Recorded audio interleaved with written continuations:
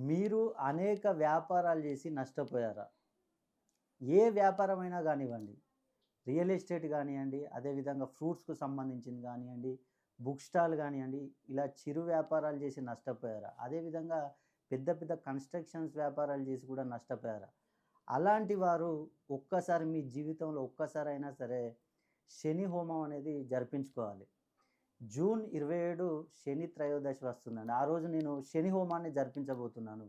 కాబట్టి ఈ వ్యాపారాలు చేసి నష్టపోయిన వాళ్ళు ఎవ్వరైనా సరే ఒక్కసారి ఈ శని హోమాన్ని జరిపించుకోండి.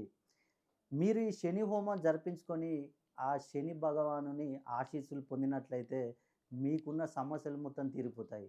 మీరు ఈ హోమం జరిపించుకోవాలంటే మీ పేరుని మరియు గోత్రాన్ని గనుక నాకు పంపించినట్లయితే మీ పేర్లపై హోమం జరిపించి నేను మీకు వీడియో ద్వారా అందజేస్తాను. అదేవిధంగా మీకు ఉచితంగా శనిమణి లాకెట్‌ను గూడా మీకు అందజేస్తాను.